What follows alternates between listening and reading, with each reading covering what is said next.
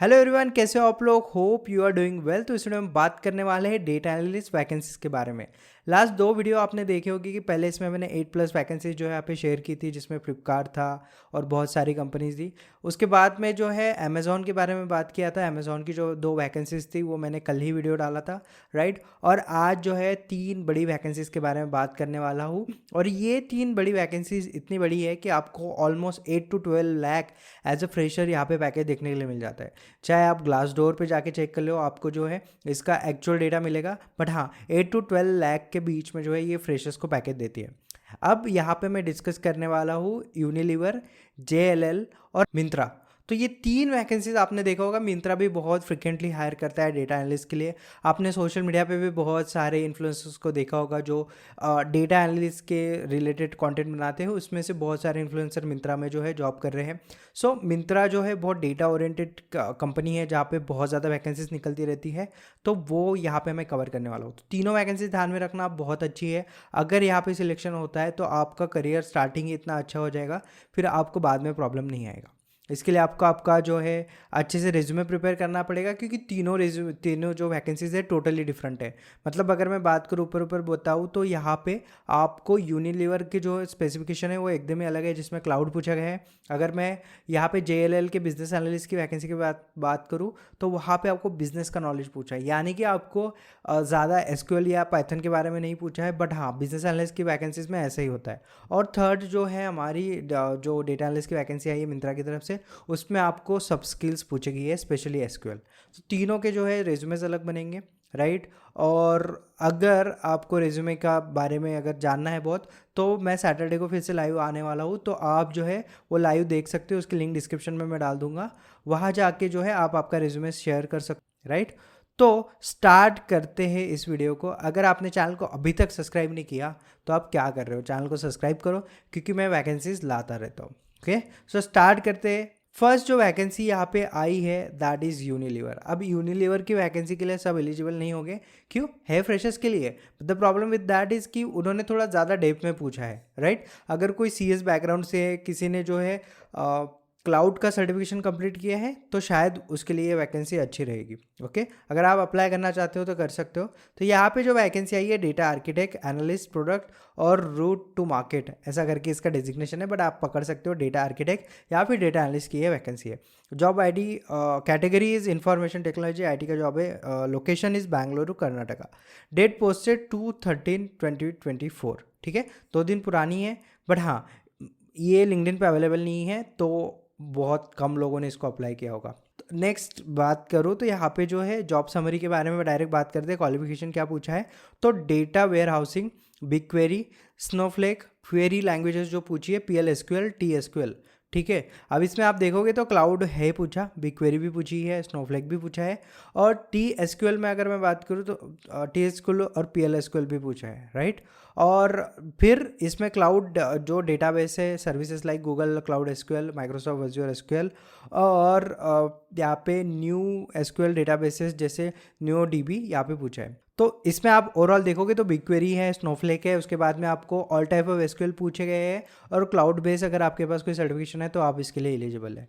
Okay, फिर इसमें जो आपका काम है वो डेटा मॉडलिंग एंड डिज़ाइनिंग का काम है। उसके बाद में जो है डेटाबेस मैनेजमेंट एंड इंटीग्रेशन, ये डिटेल में मैं नहीं पढ़ूंगा, वीडियो ज़्यादा लंबा हो जाएगा, तो आप जाके ज़रूर चेक कर लेना। डेटा क्वालिटी एंड सिक्योरिटी, उसके बाद में मेटा डेटा मैनेजमेंट, और यहाँ पे जो गवर्नेंस एंड कोलैबोरेशन है, इसमें डिटेल में दिया गया है, आप जाके चेकआउट कर सकते हो। अप्लाई नाउ पे क्लिक करने के बाद जो है आप इसको अप्लाई कर सकते हो। तो अब बात करते हैं नेक्स्ट वैकेंसी के बारे में, जो आई है JLL की तरफ से। JLL की तरफ से बिजनेस एनालिस्ट की वैकेंसी आई है। अब इसमें अगर मैं बात करूँ तो पाइथन या फिर आपको SQL ज़्यादा पूछा नहीं है। तो अगर आपके पास अच्छा खासा एक्सेल, पावर BI, टैब्ल्यू है तो आप इसको अप्लाई कर सकते हो। नाउ ये जो है JLL अगेन बिग कंपनी, ठीक है। इसका जो है बैंगलोर की तरफ से जो वैकेंसी आई है, कल ही पोस्ट हुआ है। अगेन ये वैकेंसी फिर से जो है आपको नहीं मिलेगी बाहर, तो इस पर भी बहुत कम लोगों ने अप्लाई किया होगा। अब रिस्पॉन्सिबिलिटीज़ की बात करते हैं और फिर डायरेक्ट क्वालिफिकेशन पे आते हैं, right. Determining sales potential based on new and existing sales data, gathering and analyzing data to prepare detailed reports, presenting weekly and monthly sales reports to senior manager, और उसके बाद में coordinating with the marketing team to create potential material, forecasting new industry and sales trend, referring to the internal external audit, और यहाँ पे बहुत सारी चीज़ें हैं, बट ऊपर अगर मैं बता दूँ तो भाई ये जो है सेल्स डेटा के ऊपर आपका मैक्सिमम काम रहेगा, राइट। और आपको कोऑर्डिनेट करना पड़ेगा मार्केटिंग के साथ। जो मैं लास्ट कंपनी में काम था वो उल्टा था, मुझे जो है मार्केटिंग में काम करना था और सेल्स के साथ जो है कोऑर्डिनेट करना था। और यहाँ पे भी जो ऑलमोस्ट सेम है, बस यहाँ पे एक चीज़ उल्टी है कि आपको सेल्स टीम के साथ डेटा के साथ काम करना पड़ेगा, और जो इनसाइट्स है या फिर जो कोलाब्रेशन है वो मार्केटिंग टीम के साथ आपको करना पड़ेगा, राइट। बहुत अच्छी वैकेंसी है, मैं बोलूँगा इसमें जो है कॉम्पिटिशन बहुत कम है, एंड नंबर सेकंड जो है इसमें जो है हाइक अच्छी मिलती है, राइट। और आपके पास अपॉर्चुनिटीज़ भी बहुत रहती है अगर आपको स्विच करना रहा तो।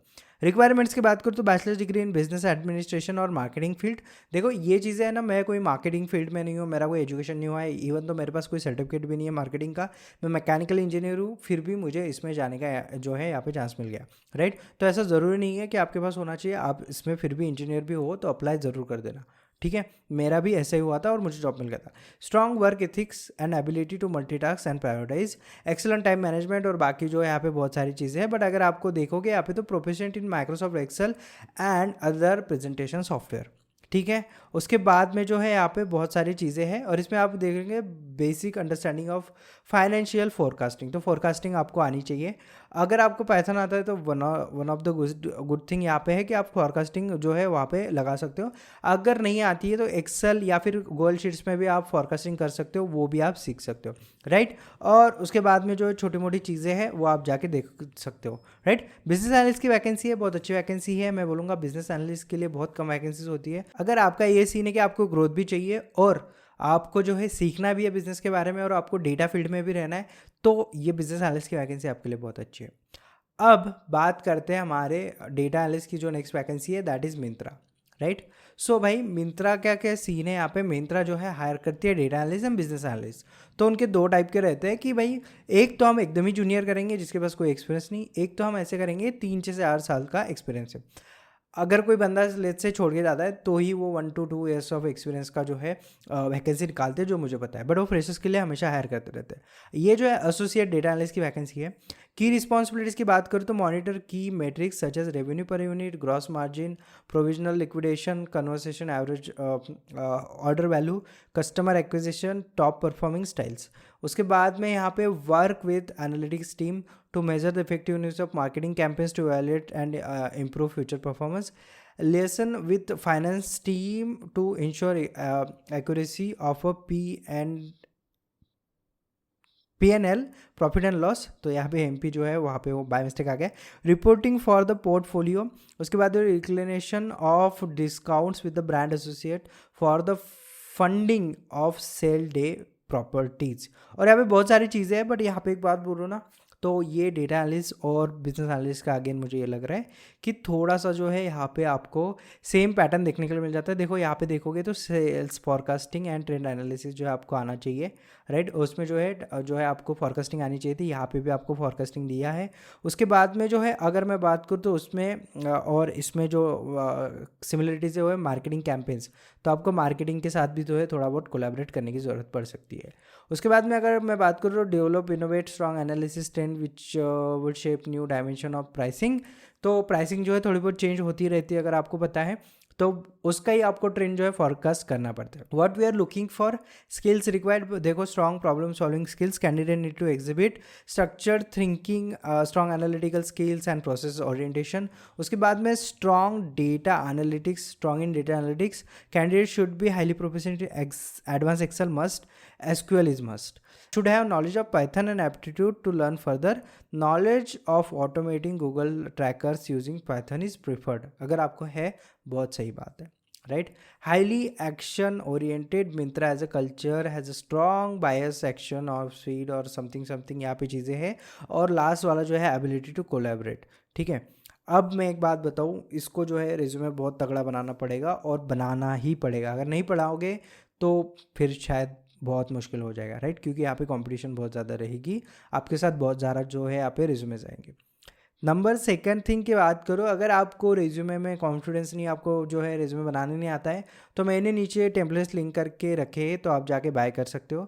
उसमें 2 जो है फ्रेशर्स के लिए है, 2 जो 1 to 2 ईयर्स ऑफ एक्सपीरियंस वालों के लिए है, और एक जो है एक्सपीरियंस पर्सन के लिए जो मैंने उसमें टेम्पलेट डाले, तो उसमें आपको टोटल 5 टेम्पलेट मिल जाते हैं। अगर आपका यहाँ पे रिज्यूमे सिलेक्ट हो गया और आप यहाँ पे अगर इंटरव्यू के लिए जाते हो, और लेट्स से कि आपका इंटरव्यू भी क्रैक होता है, तो बहुत अच्छे चांसेस है यार कि आपको आगे कभी भी प्रॉब्लम नहीं आएगी। ये ऐसी कंपनीज है, राइट?